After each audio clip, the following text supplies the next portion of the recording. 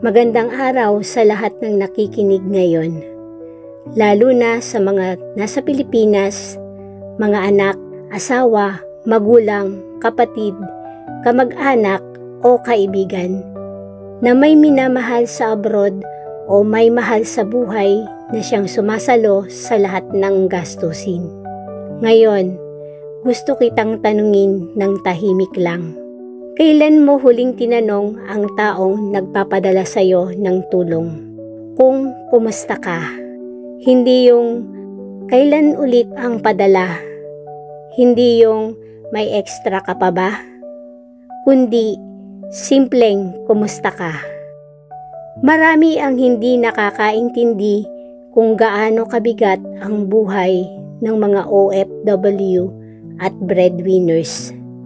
Akala natin madali lang magtrabaho sa ibang bansa, na porket may padala, okay na sila. Pero hindi natin nakikita yung mga gabi na mag-isa lang sila sa kwarto. Yung mga araw na pinipilit nilang umiti kahit ang totoo gusto na nilang umuwi. Hindi mo alam kung ilang beses nilang tiniis ang gutom para lang may maipadala sa pamilya. Ilang gabi nilang pinipigilan ang luha para lang hindi ka mag-alala. At minsan, habang nagpapadala sila, ang kapalit ay pagod, lungkot at katahimikan. Sa mga umaasa, tandaan natin, ang tulong na ibinibigay sa atin ay hindi obligasyon. Ito ay pagmamahal. Kaya sana, huwag natin itong gawing utang na loob na walang katapusan. Huwag din natin itong abusuhin. Huwag nating sukatin ang halaga ng pagmamahal ng breadwinner base sa laki ng perang ipinapadala nila.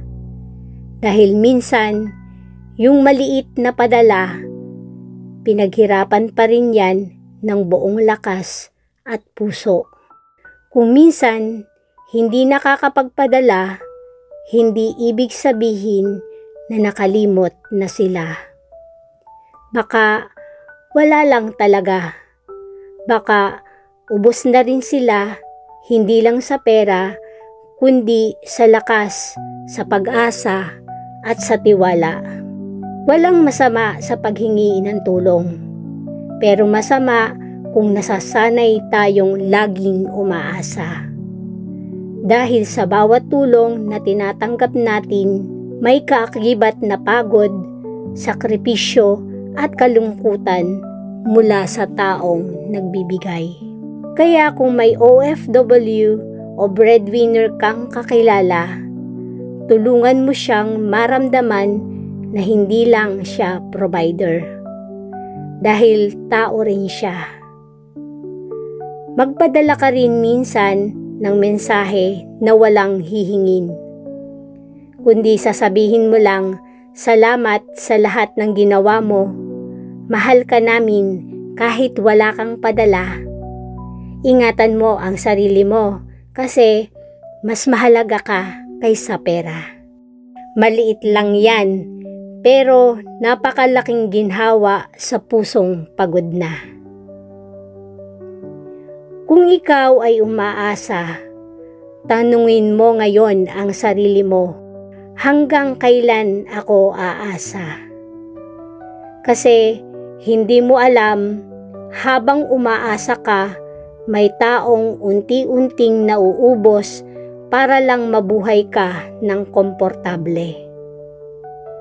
Hindi masamang tumulong sa pamilya, pero mali kung hahayaan mong sila lang ang palaging sumasalo.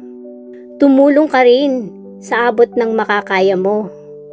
Magtipid, magdisiplina, maghanap ng paraan kahit maliit lang.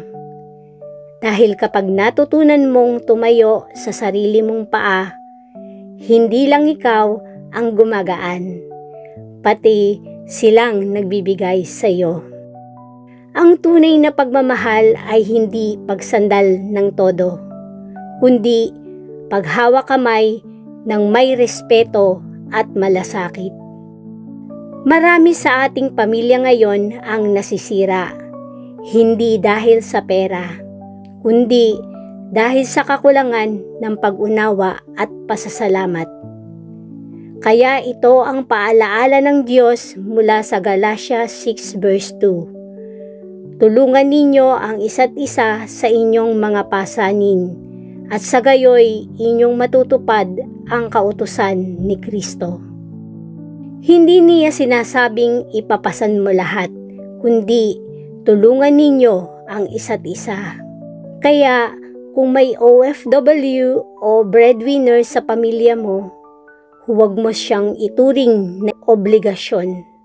Ituring mo siyang biyaya.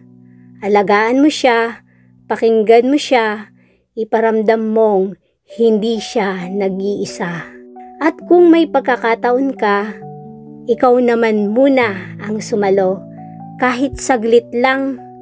Kasi minsan, kahit hindi mo alam, sila na pala ang kailangang saluhin. Kung isa ka sa mga umaasa ngayong araw, gawin mo itong panalangin mo.